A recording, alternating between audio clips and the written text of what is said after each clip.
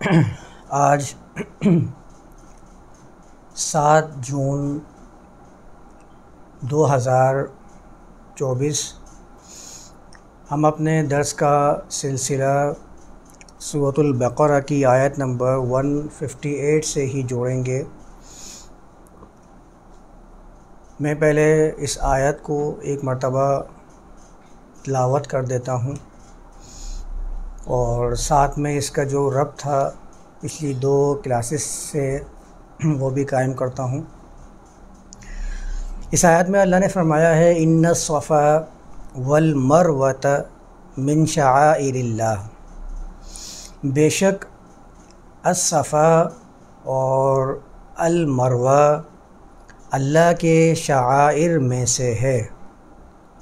فمن حج البیت او اعتمر، پس جس نے البیت کا حج کیا یا اعتمر، جس کو عام طور پر عمرہ ترجمہ کر دیا جاتا ہے، اعتمار کیا، فلا جناح علیہ، تو اس پر کوئی رکاوٹ نہیں، کوئی حرج نہیں، ان یطوف بہما، کہ وہ ان دونوں کے ساتھ طواف کرے یا ان دونوں پر پہرا دے۔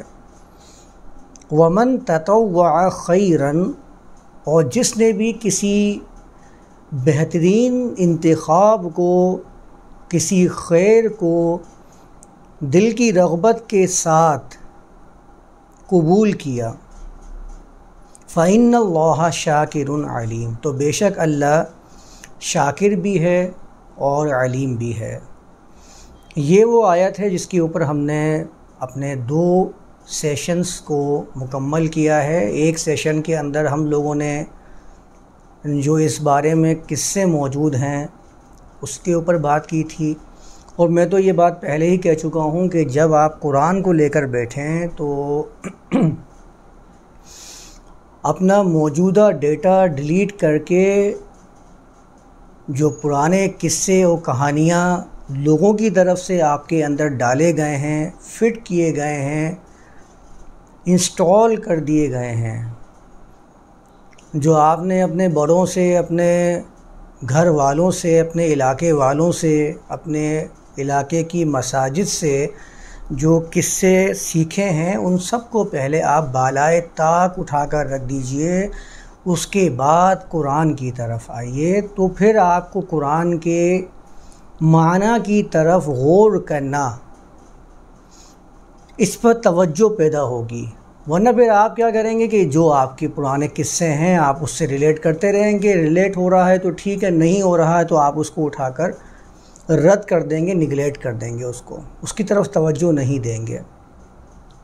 تو اس کی وجہ سے میں نے پہلے جو قصے ہمارے یہاں موجود ہیں ان کے اوپر بہت تفصیل سے کلام کیا، اور ساتھ میں ان الصفا اور المروہ اس کو نئے سرے سے ترجمہ کر کے پیش کیا کہ الصفا اور مروہ کو ہم لفظی طور پر دیکھیں گے، کیونکہ قرآن ظاہر ہے ایک زبان کے اندر نازل ہوا ہے، ایک زبان میں نازل ہوا ہے، وہ زبان آپ کو سیکھنی ہے، سمجھنی ہے، ان الفاظ کا استعمال کیسے کیا جاتا ہے، وہ الفاظ اپنے کیا معنی دیتے ہیں، ان کو سیکھنے کے بعد ہی ہم کسی بھی کلام کو سمجھ سکتے ہیں۔ یہ دنیا بھر کا اصول ہے، محاورے سیکھے جاتے ہیں زبانوں کے اندر، الفاظ کے معنی سیکھے جاتے ہیں، طریقہ کار سیکھے جاتے ہیں کہ ایک جملہ جب آتا ہے تو اس کو کس طریقے سے سمجھا جاتا ہے۔ یہ طریقہ ہر زبان کے اندر موجود ہے، وہی طریقہ عربی کے اندر موجود ہے،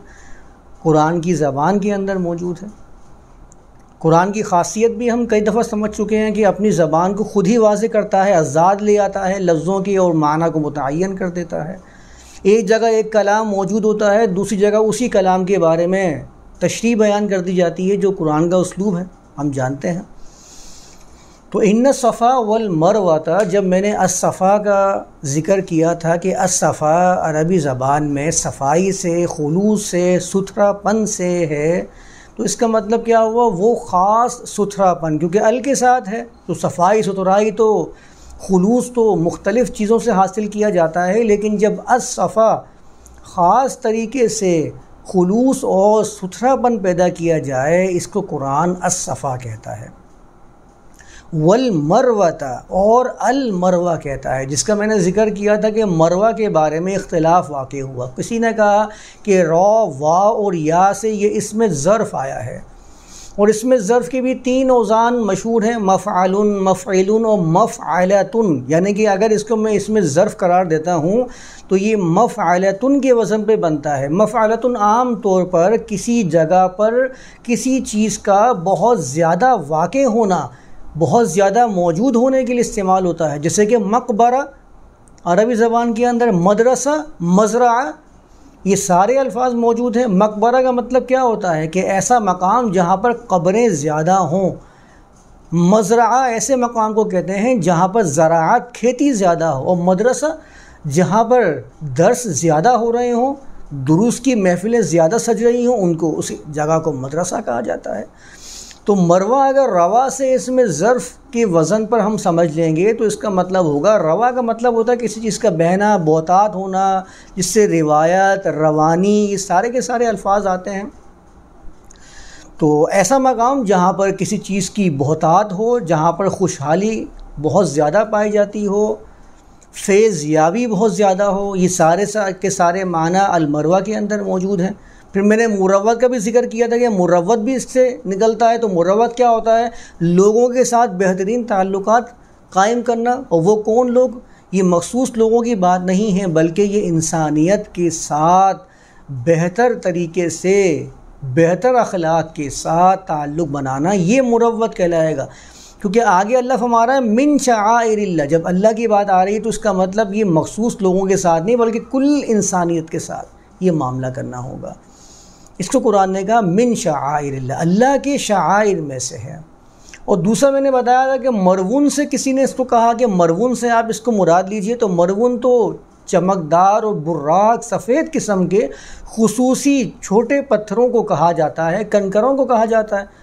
تو کنکر بھی ظاہر ہے وہ پہاڑی کے اوپر تو موجود نہیں ہے، تو وہ تو بنتا ہی نہیں تھا کسی بھی سرے سے، کسی بھی طریقے سے۔ تو اگر اس کا معنی مرون سے ہم مروتن مراد لیں گے مصدر، تو پھر سفیدی، براقی یعنی کہ ستھرائی کے ساتھ پاکی بھی شامل رہے گی، خصوصیت بھی شامل رہے گی۔ تو یہ دونوں چیزیں کس سے پیدا ہوں گی؟ اللہ کے شعائر میں سے ہیں، یعنی کہ اللہ کی آیات میں سے ہیں، اللہ کی آگاہیوں میں سے ہیں۔ اللہ آگاہ کیسے کرتا ہے؟ اپنے کلام کے ذریعے آگاہ کرتا ہے۔ شعور کس کے ذریعے دیتا ہے؟ اللہ اپنے کلام کے ذریعے۔ تو من شعائر اللہ کا مطلب کیا ہوگا؟ اللہ کی آگاہیوں میں سے۔ تو اس کا مطلب تو واضح ہو گیا کہ اللہ کے کلام سے ہی الصفا اور مروہ پیدا ہوگا، یعنی کہ الصفا اور مروہ سیدھا اللہ کے کلام کی طرف اشارہ کر رہا ہے۔ اور آگے آیا تھا فمن حج البیت او اعتمر، حج اور اعتمار یہ دونوں لفظ میں نے پچھلی کلاس کے اندر بیان کیے تھے۔ حج کہتے ہیں عربی زبان کے اندر غلبے کو، جھگڑے کو، جو میں نے آیات بھی پیش کی تھی، فَإِنْ حَاجُّوكَ وَتِلْكَ حُجَّتُنَا قُلْ فَلِلَّهِ الْحُجَّةُ الْبَالِغَةُ، یہ ساری آیات ہم نے دیکھی تھیں، ان کے ترجمے بھی ہم نے سمجھ لیے تھے۔ ہم جانتے ہیں حجت تمام کرنا اردو زبان کا مشہور محاورہ ہے کہ میں نے حجت کو تمام کر دیا، مطلب آپ نے اپنے طرف سے حتمی دلائل پیش کر دیے ہیں سامنے والے کے سامنے، اب اس کے پاس آپ کے لیے کوئی دلیل نہ ہو، اس کو حجت تمام کرنا کہا جاتا ہے۔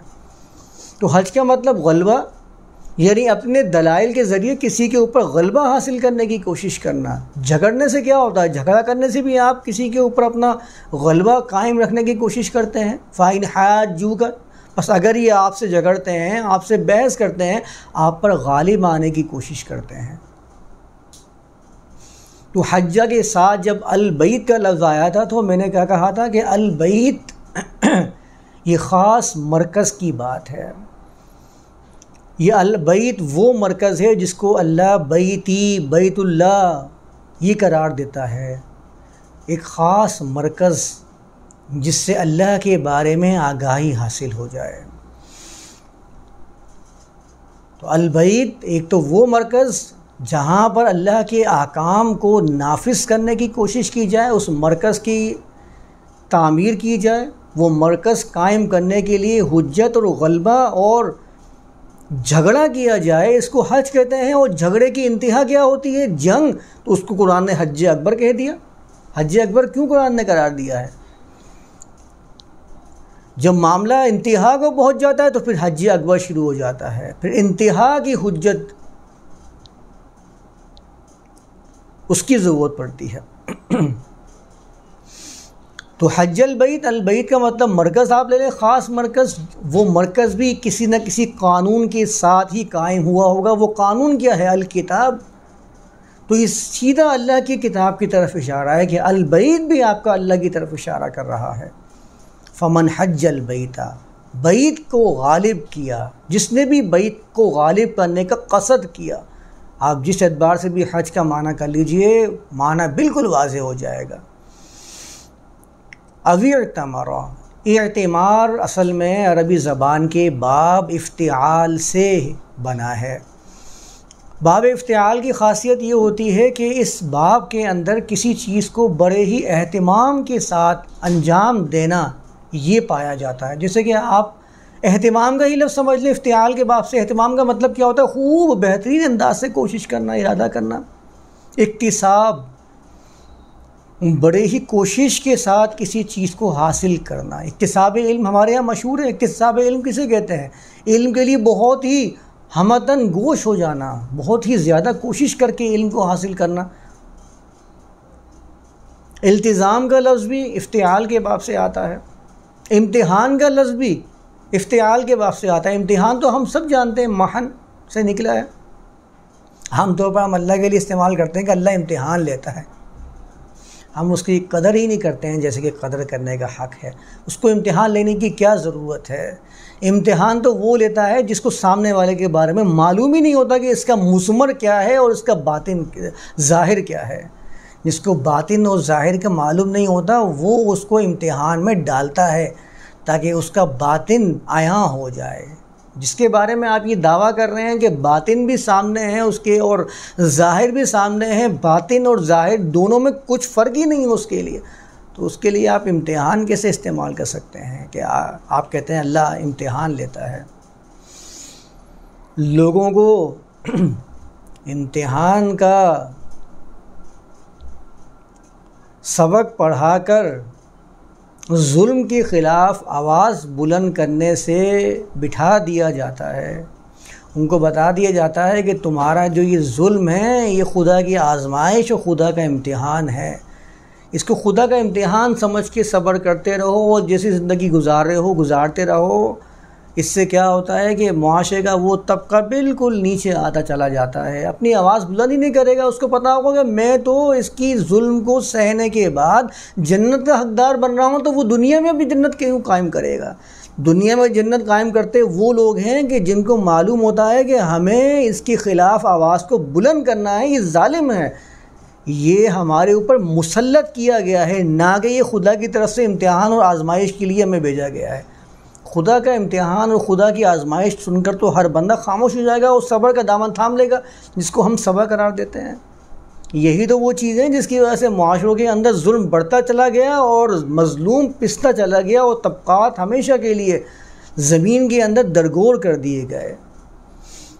وہ اوپر اٹھ ہی نہیں پا رہے ہیں۔ اس کی وجہ یہی ہے کہ ان کو ہر ظلم کو خدا کی آزمائش بنا کر پیش کر دیا گیا ہے۔ خدا آزمائش نہیں کرتا، آزماتا وہ ہے۔ آج بھی آزمائش جو کیمیکلز کے درمیان ہوتی ہے کیوں ہوتی ہے؟ ایکسپیریمنٹس کیوں ہوتے ہیں؟ آزمائش کو تو ایکسپیریمنٹ کہتے ہیں انگلش کے اندر۔ میں کسی چیز کا ایکسپیریمنٹ کیوں کرتا ہوں؟ یہ ورڈ آزمائش جو ایکسپیریمنٹ ہے یہ میں کیوں استعمال کرتا ہوں؟ کسی چیز کے رزلٹ کا سامنے آ جانا، دو چیزوں کو ملا کر کیمیکل کا نتیجہ سامنے آتا ہے، اس کو آپ ایکسپیریمنٹ کہہ دیتے ہیں۔ ڈاکٹر ایکسپیریمنٹ کر رہے ہوتے ہیں، وہ کیا کر رہے ہوتے ہیں؟ وہ جائزہ لے رہے ہوتے ہیں کہ میری عقل کے اندر جتنی بات ہے کیا وہ اپنے حتمی نتائج پیدا کرے گی یا نہیں کرے گی۔ اندازہ لائیں خدا کے بارے میں کیا آپ پیش کر رہے ہیں کہ وہ ایکسپیریمنٹ کر کے اپنے اندر جو علم ہے اس کا جائزہ لے رہا ہے کہ ہاں ٹھیک بیٹھا ہے یا نہیں بیٹھا۔ یہ بڑی سمجھنے والی باتیں ہیں۔ تو امتحان سے میں یہاں چلا گیا محن سے. بہرحال تو باب افتعال سے جب یہ لفظ آتے ہیں تو ان کے اندر بنیادی جو خاصیت ہے وہ خاصیت یہ ہے کہ آپ کسی چیز کو بڑے اہتمام سے انجام دیں. اور عین میم را عمر، عمر کا مطلب کیا ہوتا ہے؟ کسی کا زندگی کا، حیات کا باقی رہنا اس کی زندگی میں، اس کو عمر کہہ دیتے ہیں. جو میں نے بتایا تھا کہ آباد کاری، آباد ہونا، کنسٹرکٹیو جو ایک خصلت ہے اس کو اعتمار کہا جاتا ہے. کنسٹرکشن، جسے معمار، عمارت، کسی جگہ اگر آپ کو آبادی پیدا کرنی ہے تو آپ عمارتیں قائم کرنا شروع کر دیں. وہ ویرانے سے آباد شمار کرنا، اس کو شمار کرنا شروع ہو جائیں گے لوگ کہ یہ آباد جگہ ہے، یہ ویران جگہ نہیں ہے. عمارت خود ہی آبادی پیدا کرنا شروع کر دیتی ہے. لوگ تو ڈھونڈتے ہیں عمارت رہنے کے لیے، آبادی کے لیے. جو پہلے زمانے میں لوگ ایک علاقے سے دوسرے علاقے میں منتقل ہوئے، کس بنیاد پر منتقل ہوئے؟ انہوں نے سب سے پہلے کیا کام کیا آباد کرنے کے لیے اپنے آپ کو؟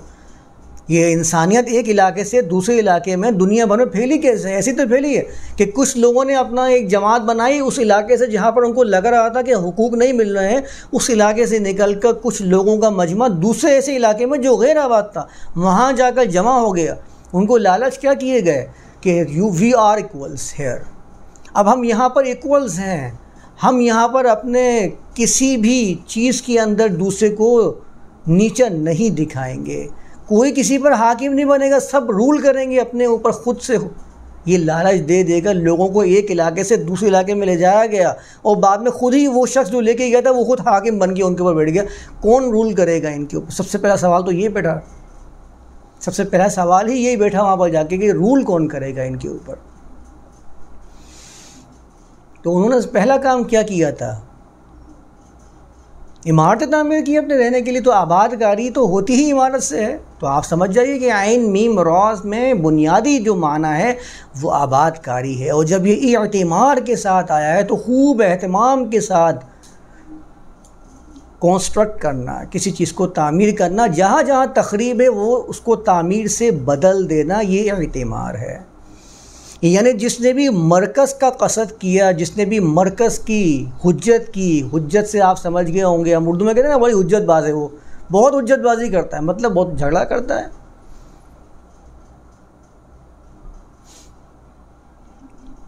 جس نے حجت کی، بعید کی، یا بڑے پرامن انداز سے اپنی زندگی کو آباد کیا. دونوں معنی آپ دیکھ لیجئے، حج اور اعتمار، یا آپ عمرہ کہہ لیجئے، دونوں کے اندر جب ہم آگے چلیں گے نا آپ کو خود ہی اندازہ ہو جائے گا کہ الحج کیا ہے. مصائب سے نبرد آزما ہونے کے وقت کیا مصلحت کو اختیار کرنا ہے، کس طریقے سے اپنے دلائل کو لوگوں کے سامنے پیش کرنا ہے، کس طریقے سے حجت کو تمام کرنا ہے، کس طریقے سے اللہ کے مرکز کا غلبہ قائم کرنا ہے، یہ حجت، یہ حج ہے. اور پھر اس کے بعد امن تک اپنی زندگی کو کیسے آباد رکھنا ہے، یہ اعتمار ہے. اس کو عمرہ کہہ دیجئے، اعتمار کہہ دیجئے. آباد کاری اس کے اندر بنیادی پہلو ہوگا، کیونکہ جب آپ کا مرکز غلبے سے قائم ہو جائے گا تو ہی کنسٹرکٹیو کام آپ کریں گے، آباد کاری کریں گے، ورنہ آپ آباد کاری نہیں کر سکتے. اس کا اشارہ خود قرآن نے دیا ہے، الذین ان مکناہم فی الارض. یہ وہ لوگ ہیں کہ اگر ہم ان کو تمکن دیں فی الارض، زمین میں، اقاموا الصلاۃ، پہلا کام کیا کریں گے؟ اقاموا الصلاۃ کریں گے. سب سے پہلے نظام کو لوگوں میں رائج رکھنے کی کوشش کریں گے، اور دوسرا کام کیا کریں گے؟ وآتوا الزکاۃ. زکوٰۃ یعنی لوگوں کو نشو و نما دینے کے لیے جو بھی جتن کرنے پڑیں وہ جتن کریں گے. اور پھر آگے وَأَمَرُوا بِالْمَعْرُوفِ وَنَهُوا عَنِ الْمُنْكَرِ، لا اینڈ آرڈرز کو وہاں پر نافذ رکھیں گے. ہر وقت جائزہ لیتے رہیں گے کہ کیا چیز ہیں جو معروف سے ہٹ کر منکر میں تبدیل ہو رہی ہیں، تو ان کو روکنے کا اہتمام بھی کریں گے، کوشش بھی کریں گے، اور معروف کو قائم رکھنے کی سعی کریں گے، اس کا حکم دیں گے. یہ اعتمار ہے. بعض ہمارے ساتھیوں نے حج اور عمرے کا معنی یہ بھی کیا ہے کہ حج سالانہ میٹنگ اور عمرہ ہنگامی میٹنگ. یہ تو ہر زمانے کے اعتبار سے ہے. کچھ زمانے ایسے بھی آئیں گے جس کے اندر آپ کو اپنے بات کو ثابت کرنے کے لیے اسمبلی کو سہارا لینا پڑے گا. آپ کو ایک مرکز بنانا پڑے گا جہاں دنیا بھر کے لوگ آ کر اس مسئلے کو حل کرنے کی کوشش کریں گے کہ البیت قائم کیسے کیا جائے گا. البیت کا مطلب الکتاب، مطلب اللہ کا قانون یا قانون، خاص قانون جس سے انسانیت کا بھلا ہو. تو اگر آپ سالانہ میٹنگ لیں گے تو سالانہ میٹنگ بھی ہمارے ہاں اس دنیا کے اندر رائج ہے، قائم و دائم ہے، لوگ کرتے ہیں لوگوں کی مصلحت کے لیے، انسانیت کے فائدے کے لیے. اور اگر اعتمار کو آپ ہنگامی میٹنگ کہیں گے تو وہ بھی ہوتی ہے. آپ کو معلوم ہے کہ ایسی میٹنگز بھی ہوتی ہیں. یعنی زمانے کے اعتبار سے یہ آیت ہر زمانے کو اپنے لفظ، اس کے جو لفظ آئے ہیں وہ احاطہ کیے ہوئے ہے کہ آپ اس کو ہر زمانے کے حساب سے سمجھ سکتے ہیں کہ جو چیز بھی البیت کو قائم کرنے کے لیے اور آباد کرنے کے لیے ضروری ہے وہ کام آپ کو کرنا ہے. اس کو حج اور اعتمار کہا جائے گا، اس کو حج اور عمرہ کہا جائے گا، لوگوں کے فائدے کے لیے. اپنی ذات کو جہنم سے چھٹکارا دلانے کے لیے حج و عمرہ نہیں ہے بھائی. ہم نے تو کچھ چیزیں اپنا رکھی ہیں کہ ہر جگہ اپنی ذات کو جہنم سے خلاصی دلانے کی کوشش میں تگ و دو کرتے رہتے ہیں. یہ نہ کرو وہ مل جائے گا، وہ نہ کرو یہ مل جائے گا. کہاں ملے گا؟ مرنے کے بعد ملے گا. دنیا میں کیا تم نے حاصل کیا ہے اس کے لیے سب سے پہلے کوشش کرنی ہے. لِيُنذِرَ مَنْ كَانَ حَيًّا، یہ قرآن حیّا کو انذار کرنے کے لیے آیا تھا. یہ مردوں پہ پڑھنے والی کتاب نہیں تھی، زندوں کو سمجھانے کے لیے. ان کے اندر جو بقا رک چکی ہے، ان کے اندر جو موت طاری ہو چکی ہے، اس کو زندہ کرنے کے لیے کتاب اللہ نے پیش کی تھی.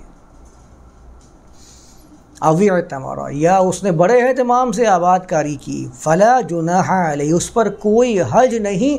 ان یطوف بہما، یہاں میں نے کہا تھا بینہما کے لفظ ہی نہیں ہے، بینہما کے لفظ ہی نہیں ہے، جو درمیان میں طواف کرنا کر دیا. طواف کا مطلب کیا ہوتا ہے؟ طواف کا مطلب ہوتا ہے کسی چیز کا پہرا دینا، چکر لگانا. طوفان کہتے ہیں کس چیز کو جو چاروں طرف چکر لگا رہا ہوتا ہے، اس کو طوفان کہا جاتا ہے. یہ تو وا اور فا سے ہی نکلا ہے طوفان. طواف ایسے چوکیدار کو کہتے ہیں جو مسلسل اس مقام کے اوپر جہاں پر وہ مقرر کیا گیا ہے چکر لگاتا رہے. وہ چکر کیوں لگاتا ہے؟ پہرا دینے کے لیے، حفاظت کرنے کے لیے. تو آپ اس کے دونوں معنی نکال لیجیے. ان یطوف بہما، الصفا اور مروہ کے ساتھ آپ کو معاشرے کے اندر جس جس مقام پہ جب بھی آپ کو حج اور عمرے کی نوبت آئے گی آپ اس کے ساتھ طواف کریں گے. آپ چلتے پھرتے نظر آئیں گے کہ دیکھو اس الصفا اور مروہ اس کی ذات کے اندر موجود ہے. اور دوسرے معنی کے اعتبار سے ان یطوف بہما، ان دونوں کی حفاظت کرنا کہ آپ کے اوپر کسی بھی قسم کی صورتحال آ جائے.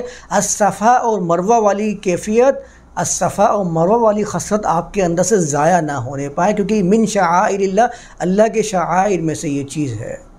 کہ کیسے ضائع کر سکتے ہیں آپ؟ اگر آپ کے اندر ربانیت ہے تو آپ میں الصفا اور مروہ والی کیفیت پیدا ہونی ہی چاہیے.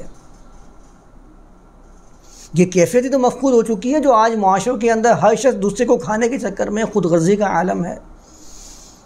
اس کے اندر خلوص ہی نہیں ہے، اس کے اندر سے وہ مروت ختم ہو چکی ہے، خود غرضی پیدا ہو چکی ہے، جس کو قرآن نے فما متاع الحیات الدنیا فی الآخرۃ الا قلیل سے تعبیر کیا ہے کہ بہت ہی پستی والی چیز، اس کا نفع بعد میں آنے والی چیز کے مقابلے میں بہت تھوڑا ہے. ابھی تو جب میں دنیا اور آخرت کا ترجمہ کروں گا تو بہت ساری باتیں سامنے رکھوں گا. ومن تطوع خیرن، اور جس نے بھی کسی بہترین انتخاب کو، سب سے بہترین انتخاب کو اپنے دل سے قبول کر لیا. اب دیکھ لیجئے خیرن کس کو کہہ رہا ہے. خیرن جو اشارہ ہے یہ الصفا اور مروہ کی طرف ہی ہے. فَإِنَّ اللَّهَ شَاكِرٌ عَلِيمٌ، تو بے شک اللہ شاکر ہے، یعنی بھرپور عطا فرمانے والا ہے، ساتھ میں علیم بھی ہے، جانتا ہے کہ کس کو کتنا عطا فرمانا ہے. اللہ کی صفات جب آیات کے آخر میں آتی ہیں تو یہ اللہ کے ساتھ، اللہ کی صفات بتانے کے ساتھ ساتھ یہ آگاہی بھی دے رہی ہوتی ہیں کہ جو اپنے اندر للہیت کو پیدا کرے گا اس کو شاکر بھی بننا ہے اور اس کو علیم بھی بننا ہے. اس کو معلوم ہونا چاہیے کہ مجھے کس طریقے سے لوگوں کو زیادہ سے زیادہ فائدہ دینا ہے، اور ساتھ میں یہ بھی معلوم ہونا چاہیے کہ کس موقع پر کس فائدے کی ضرورت ہے وہ پہچانا، یہ علیم کی والی صفت ہے۔ آیت نمبر 159 پہ جاتے ہیں۔ یہاں تک مجھے یقین ہے کہ الصفا اور مروہ سمجھ میں آ گیا ہوگا۔ اگلی آیات میں اللہ فرماتا ہے ان الذین یکتمون ما انزلنا من البینات، بے شک وہ لوگ جو چھپاتے ہیں اس کو جو ہم نے بینات سے نازل کیا۔ کتمان تو ہم کئی مرتبہ سمجھ چکے ہیں کہ کتمان کیا ہے۔ کاف تا اور میم بینات کی ضد ہے، یعنی کسی چیز کا چھپا لینا، کسی چیز کو سامنے نہ لانا، یہ کتمان کہلاتا ہے۔ ما انزلنا من البینات، جو ہم نے بینات سے نازل کیا تھا، یعنی بینات کہتے ہیں عربی زبان میں وہ چیز جو عقلی طور پر سمجھ آنے والی ہو، جو محسوس طریقے سے آپ کے سامنے آنے والی ہے، اس کو بینات کہتے ہیں۔ بین کہتے ہیں عربی زبان کے اندر اس زمین کو، اس حصے کو جو دو زمین کے درمیان میں فاصلہ کرنے والا حصہ ہوتا ہے، اس کو بین کہتے ہیں۔ کتنا واضح ہوتا ہے، کتنا محسوس ہوتا ہے کہ ہر شخص سمجھ سکتا ہے کہ یہ فاصلہ ہے، یہ بارڈر لائن ہے اور ان کے درمیان میں یہ حد فاصل ہے، اس کو بین کہا جاتا ہے۔ سب کے لیے نمایاں ہوتا ہے، سب جانتے ہیں، اس چیز کو بینات کہا جاتا ہے۔ بانا کا عربی زبان میں مطلب ہی کسی چیز کے درمیان جدائی کو کہتے ہیں۔ فقہ کی مشہور اصطلاح ہے طلاق بائن۔ یہ لوگ طلاق بائن ایسی طلاق کو کہتے ہیں جس میں مرد اور عورت کے درمیان میں مکمل طور سے جدائی اور فصل واقع ہو جائے، دونوں الگ ہو جائیں، ایک اپنے دوسری زندگی گزار رہا ہو، ایک اپنی الگ زندگی گزار رہا ہو، دونوں کے درمیان میں ایک دوسرے پر حق جتانے کا کوئی بھی تعلق باقی نہ رہے، اس کو طلاق بائن کہتے ہیں۔ یہ لوگ بائن یعنی کہ اس کا ایڈجیکٹو بیان کرتے ہیں، وہ الگ معاملہ ہے جب میں طلاق کو بیان کروں گا کہ طلاق بائن جو کہتے ہیں وہ کیا ہے۔ اور طلاق ایک اور طلاق کی قسم ہے نا، طلاق بائن ہوتی ہے اور ایک اور طلاق ہوتی ہے، میں بھول رہا ہوں، اس کے اندر طلاق رجعی، رجوع کرنے والی طلاق، یہ سب میں بیان کروں گا کہ یہ رجعی کیا ہے اور بائن کیا ہے۔ تو بین سے سمجھ میں آ گیا ہوگا، بین وہ چیز جو دو چیزوں کے درمیان میں فاصلہ کر دے۔ اسی سے بیان ہے کسی چیز کا نہایت واضح ہو جانا۔ بین الشجر کہتے ہیں اس وقت جب درخت کے پتے باہر نکل کے نمودار ہو جائیں، آیا ہو جائیں، واضح ہو جائیں، لوگوں کے سامنے محسوس شکل میں سامنے آ جائیں، اس کو بین الشجر کہا جاتا ہے۔ تو آپ اندازہ لگا لیجئے کہ جب قرآن اپنے آپ کو بینات کہتا ہے تو غیر محسوس اور عقل سے ماورا کوئی چیز اس قرآن کے اندر تو نہیں ہو سکتی ہے۔ جو کہتا ہے کہ عقل سے ماورا چیزیں اس قرآن کے اندر موجود ہیں، سمجھ لیں کہ وہ غلط تشریح کر رہا ہے اور بینات کے خلاف بیان کرنے کی کوشش کر رہا ہے۔ مولوی صاحب جب بیان کرتے ہیں حدیث کو، قرآن کو، تو وہاں پر بیٹھ کر تو بولتے ہیں مولوی صاحب نے بیان کیا تھا، یعنی جو چیزیں مخفی تھی ان کو ظاہر کیا تھا، وہاں تو بات بالکل سمجھ میں آتی ہے۔ لیکن جب قرآن کہتا ہے کہ بیان ھذا بیان للناس، یہ لوگوں کے لیے محسوس اور عقلی باتیں ہیں، تو اس وقت سمجھ میں نہیں آتی کہ عقلی باتیں کیسے ہیں۔ اس وقت جتنی غیر عقلی اور غیر معمولی باتیں وہ ساری کی ساری قرآن سے منسوب کر دی جاتی ہیں۔ کہتے ہیں کہ دیکھو سلیمان چیونٹیوں کی زبان جانا کرتے تھے اور سلیمان کے قابو میں جنات تھے۔ عیسیٰ رسول اللہ کے رسول عیسیٰ، سلیمان نام میں نے لے دیا ہے، عام طور پر ہمارے ہاں اس کو بدتمیزی اور غلط شمار کیا جاتا ہے کہ آپ نے بڑی بے ادبی سے ان کا نام لیا ہے۔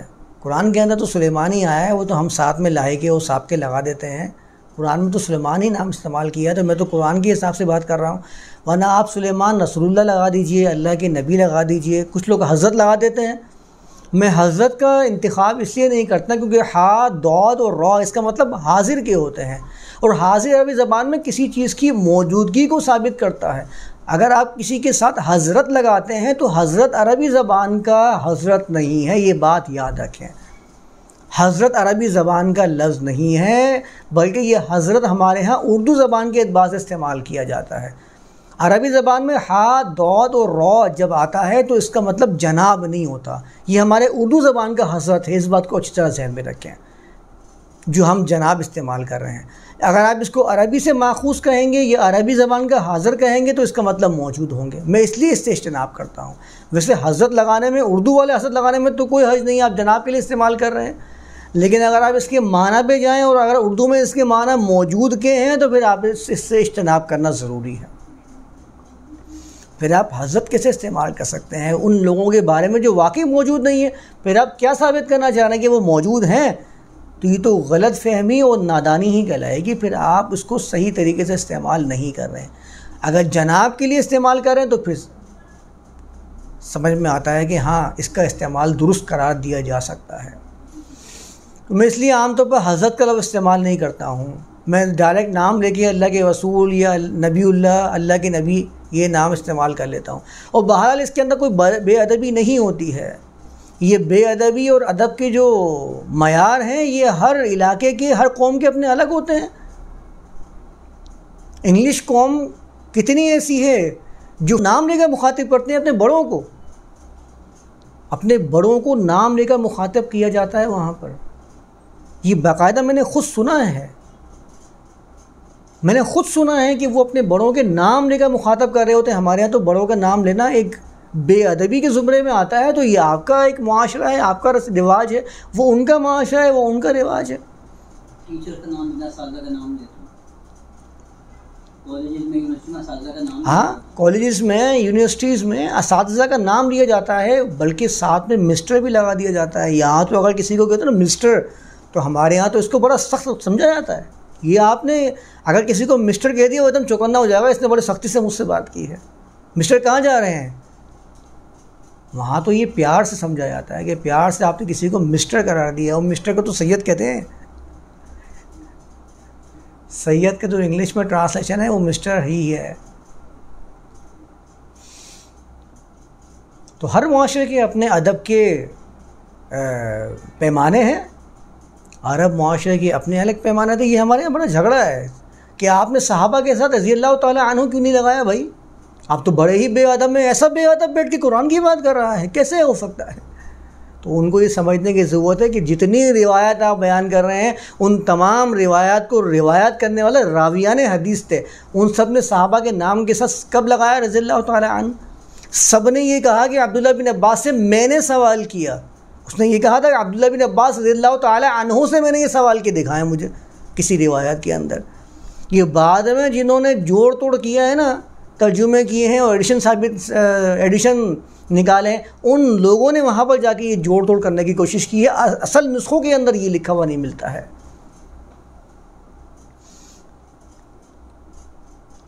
تو ظاہر ہم تو قرآن کی بات کر رہے ہیں، تو قرآن نے تو نام دے کر بیان کیا ہے تو ہم اس لیے نام لے دیتے ہیں. اور کیونکہ ہمارے معاشرے کا ایک چلن ہے کہ ہم ساتھ میں کچھ نام کے ساتھ سابقہ یا لاحقہ لگا دیتے ہیں تو ہم وہ لگا دیتے ہیں. کسی زبان کا اپنا رواج ہوگا، اپنا چلن ہوگا تو وہ اپنے حساب سے بیان کرے گا. تو یہ بات سمجھنے کی ہے کہ میں اگر کسی کا نام لے رہا ہوں تو یہ بے ادبی کے زمرے میں نہیں آتا. یا آپ کسی کا نام لے رہے ہیں، کوئی بھی نام لے رہا ہے تو بے ادبی کے زمرے میں نہیں آتا. یہ اس کے رواج، اس کے کلچر اور اس کی زبان سے متعلقہ ہوتا ہے. اس کا ادب اور بے ادبی سے کوئی تعلق نہیں ہے. تو اس کے بارے میں ہمیں بہت زیادہ متشدد ہونے کی ضرورت نہیں ہے.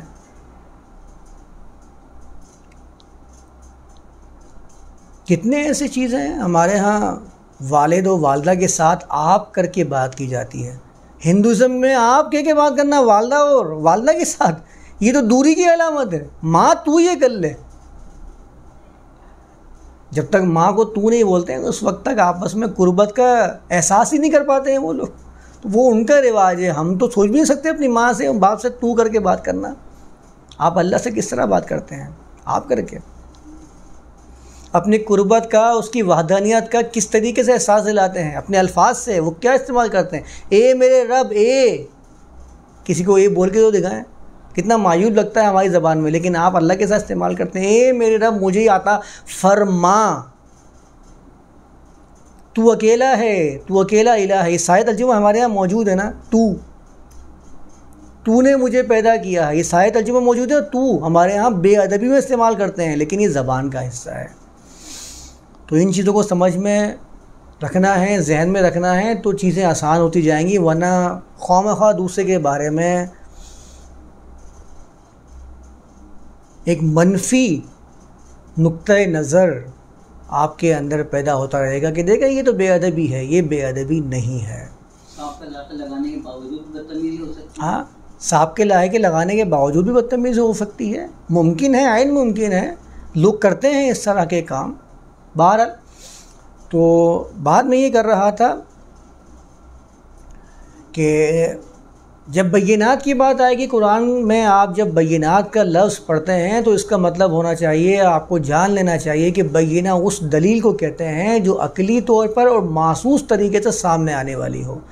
تو قرآن کے بارے میں جتنی باتیں یہ کرتے ہیں نا کہ عیسیٰ رسول اللہ نے مردوں کو زندہ کر دیا، اور میں کئی مرتبہ اس پہ بات کر چکا ہوں، اور قرآن نے اس کی تائید کی ہے، تو قرآن یہ تائید نہیں کر سکتا۔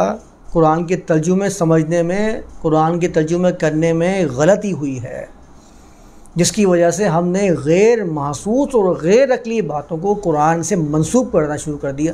وہ قرآن ہی کا جو غیر محسوس اور غیر عقلی بات کر دے، پھر بینات کیسے ہو سکتا ہے؟ سمجھنے کی بات ہے۔ تو ما انزلنا من البینات، بینات سے جو ہم نے نازل کر دیا ہے، لوگوں کے سامنے پیش کر دیا ہے، اس کو چھپاتے ہیں۔ والہدا، ہدا بھی کسے کہتے ہیں؟ وہ چیز جو آگے آگے چل رہی ہوتی ہے، کشتی کا بلند حصہ جو آپ کو سمندر میں الگ سے نظر آتا ہے، اس کو ہدا کہتے ہیں عربی زبان میں، جس سے آپ کو وضاحت ہو جاتی ہے کہ ہاں بھی کوئی چیز سامنے ہے جو آ رہی ہے میری جانب۔ اچھا، یہ ہدا سے ہی ہدیو بنا ہے، جو ہمارے یہاں عام طور پر ہدیو جانور کے لیے استعمال کرتے ہیں نا۔ ابھی قربانی بھی چل رہی ہے اور ہر سال ہی لوگ قربانی کر رہے ہوتے ہیں، اس میں قرآن کے اندر جو ہے نا ہدیو محلہ، وہاں پر جتنے بھی حج کی آیات ہیں سب جگہ ہدیو کا لفظ ہے، وہاں سب جگہ ہدیو کا مطلب انہوں نے قربانی کر دیا ہے۔ دیکھیں، ہدا، ہدیو، ہدایت، یہ بھی وہاں کے بیان کروں گا، اور ہدایت سے اللہ نے جو واضح کر دیا ہے اس کو چھپاتے ہیں۔ من بعد ما بیناہ للناس فی الکتاب، اس کے باوجود جو ہم نے اس کو، کس کو؟ جو یہ لوگ چھپاتے ہیں۔ وہ کیا چیز ہے؟ وہ اسی طرف اشارہ ہے جو اوپر قرآن نے بیان کیا، جو ہم نے واضح کر دیا ہے، جس کو ہم نے نمایاں کر دیا ہے، للناس، لوگوں کے لیے۔ اب ظاہر ہے اوپر جب یکتمونہ چل رہا ہے، اس میں دو قسم کی کیٹیگری آ گئی ہے۔ ایک وہ کیٹیگری ہے جو اس کام کا ارتکاب کر رہی ہے، اور لازمی طور پر یہ وہ کیٹیگری ہوگی جو چالاک قسم کے لوگ ہوں گے، جن کو معلوم ہوگا کہ کتمان علم، کتمان بینات اور کتمان ہدا کس طرح کیا جائے گا۔ یہ خصوصی طبقہ ہے جو للناس سے چیزوں کو چھپا رہا ہے، جو لوگوں کے سامنے ان چیزوں کو نہیں آنے دے رہا۔ قرآن اس کے بارے میں بات کر رہا ہے کہ یہ کتمان بینات اور کتمان ہدا کا ارتکاب کر رہے ہیں، جبکہ اللہ نے للناس، تمام انسانوں کے لیے کتاب میں بینات کر دی ہیں، وضاحتیں کر دی ہیں، لوگوں کے سامنے ان چیزوں کو کھول کے بیان کر دیا ہے، نمایاں کر دیا ہے۔ لیکن یہ لوگ کیا کر رہے ہیں؟ مخصوص طبقہ کیا کر رہا ہے؟ اس کو چھپا رہا ہے۔ اور چھپانے کی کیسی کیسی ترکیبیں اور تدابیریں ہیں ان کے پاس، یہ ہم سب جانتے ہیں، بہت تفصیل سے ہم اس کو سمجھ چکے ہیں، کس کس طریقے سے اللہ کی بینات کو چھپایا جاتا ہے، کبھی تقدس کے نام پر، کبھی شخصیات کے تاثر کے نام کے اوپر،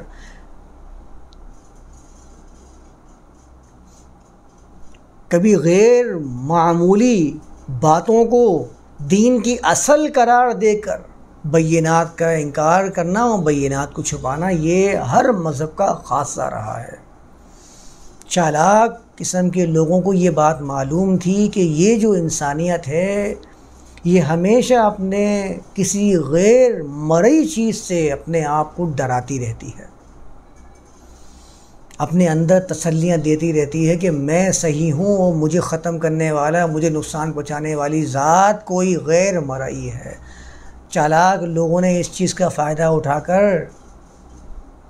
لوگوں میں یہ رجحان پیدا کر دیا کہ تم جس غیر مرئی چیز سے ڈر رہے ہو، اب اس کے سامنے ہی اپنے ہاتھوں کو جوڑ کر، اپنے آپ کو گرا کر، اپنے آپ کو ذلیل کر کر، اپنے آپ کو پست کر کر اس کو منانے کی کوشش کرو، تاکہ وہ تم سے مان جائے اور تمہارے معاملات کو بہتر کرتا چلا جائے۔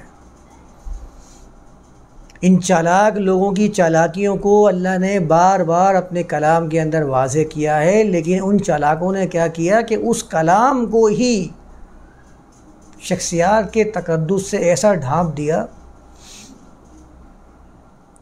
راویوں کے تاثر سے ایسا ڈھانپ دیا کہ وہ بالکل ہی مخفی ہوتی چلی گئی، اس کو کسی اور رنگ میں ڈھالنا شروع کر دیا، اور جو اپنے کلام تھے، اپنے راویان تھے جس کے ذریعے ان کی دکانیں چمک سکتی تھیں، ان کو لوگوں میں رائج کرنا شروع کر دیا۔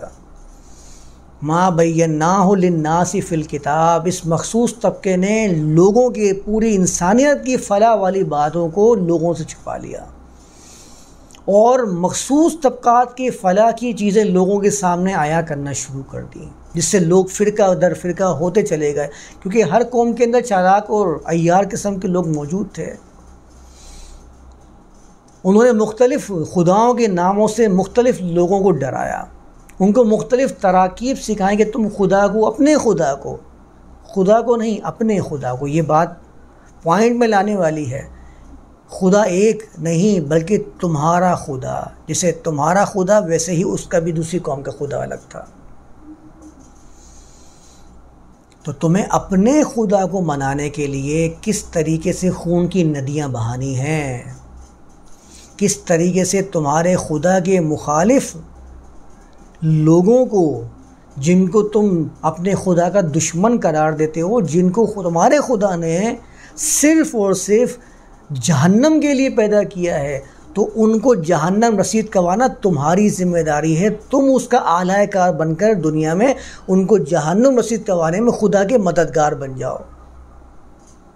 ایسے ترجمہ کرتے ہیں نا ہمارے یہاں قرآن کے بھی، من انصاری اللہ جب کہتے ہیں اور پھر تمام لوگوں کو مارنے کی باتیں کرتے ہیں، غلط تراجم سے قرآن کی آیات کو ایک مخصوص قوم کے ساتھ مخصوص مذہب کا نام دے کر لوگوں میں بیان کرتے ہیں، انسانیت کی کتاب کو مسلمانوں کی کتاب اور امت محمدیہ کی کتاب ثابت کرتے ہیں۔ یہ وہ مخصوص طبقہ تھا جس نے لوگوں سے ان کے فائدے کی چیزوں کو چھپا دیا اور لوگوں کو بٹوارا کر دیا۔ ایسے لوگوں کے بارے میں اللہ فرماتا ہے اولئک یلعنہم اللہ، ایسے وہ لوگ ہوئے کہ جو اللہ کی نعمت سے، اللہ کی رحمت سے محروم ہو جاتے ہیں، اللہ ان پر لعنت کرتا ہے، اللہ ان کو دور کر دیتا ہے۔ لعنت کا مطلب دور کر دینا۔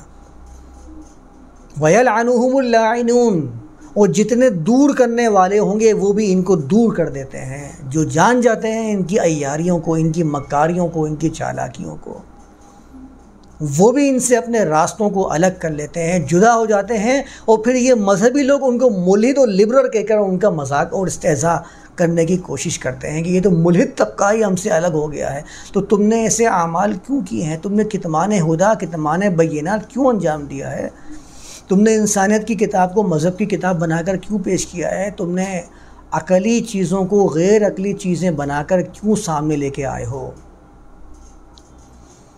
پھر ایسے لوگوں سے دور کرنے والے لاعنین پھر ان کو اپنے سے جدا کر دیتے ہیں، دور کر دیتے ہیں، لعنت کر دیتے ہیں۔ یہ لعنت کوئی نیگیٹو لفظ نہیں ہے، یہ لعنت تو اللہ کی طرف سے ہو رہی ہے، تو اللہ کا کوئی کام نیگیٹو ہو سکتا ہے؟ سوچنے کی بات ہے۔ جب وہ کہہ رہا ہے کہ اللہ لعنت کرتا ہے تو اس کا مطلب ہے لعنت نیگیٹو لفظ تو نہیں ہو سکتا، شر تو نہیں ہو سکتا، کیونکہ اس کی ذات سے یہ کام صادر ہو رہا ہے۔ یہ نتیجہ ہو سکتا ہے آپ کے اعمال کا جو آپ کے لیے شر ہو سکتا ہے، کیونکہ آپ نے برائی کو انجام دیا اپنی ذات سے، جو آپ کا داخلی حصہ نہیں تھا بلکہ آپ کے پاس ایک اختیار تھا، آپ نے اختیار کو غلط طریقے سے استعمال کیے، نتیجہ شر کی صورت میں آیا، اس کو قرآن نے لعنت قرار دیا ہے۔ تو جب یہی آپ کے ساتھ لوگوں کا رویہ ہوتا ہے کہ وہ آپ سے اپنے آپ کو جدا کر دیتے ہیں، تو پھر یہ نیگیٹو کیسے ہو سکتا ہے؟ یہ تو آپ کے اعمال کے نتائج ہیں جو اللہ کی طرف سے بھی سامنے آ رہے ہیں اور لاعنین کی طرف سے بھی سامنے آ رہے ہیں۔ وَيَلْعَنُهُمُ اللَّاعِنُونَ إِلَّا الَّذِينَ تَابُوا، ان میں سے وہ لوگ مستثنیٰ قرار دیے گئے ہیں قرآن کی طرف سے، الَّذِينَ تَابُوا وَأَصْلَحُوا وَبَيَّنُوا، یہ تین کیٹیگریز قرآن نے بیان کی ہیں۔ پہلی کہا تابو، اپنے کیے سے رجوع کر لو، جس راستے کا تم نے انتخاب کیا ہے، جس منزل کی طرف تم اپنے قدموں کو لے جا چکے ہو، بھٹک چکے ہو، دوبارہ سے لوٹ کر اس پہ آ جاؤ، دوبارہ سے وہاں پر آ جاؤ جہاں سے تم نے غلط راستے کی طرف اپنا قدم بڑھایا تھا۔ یہ تابو کہلائے گا، اور وہاں پر کھڑے ہو کے تمہیں منزل حاصل نہیں ہو سکتی ہے، تمہارے اعمال کے نتائج بہتر نہیں ہو سکتے ہیں، بلکہ تمہیں کیا کرنا پڑے گا؟ وَأَصْلَحُوا، دوسری چیز اصلحو ہے۔ اب تمہیں بہتری کی کوشش کرنی ہے، قدم تو بڑھاؤ سیدھے راستے کی طرف جہاں پر آج سے غلط راستے کی طرف گامزن ہوئے تھے، بڑھاؤ قدم آگے کی طرف، اصلحو، اس کی اصلاح کرو، اپنے اندر وہ صلاحیتیں پیدا کرو، اپنی مضمر صلاحیتوں کو باہر لے کر آؤ۔ عربی زبان میں صلاح کہتے ہی اس چیز کو ہے جس سے معاملہ بہتر ہو جائے۔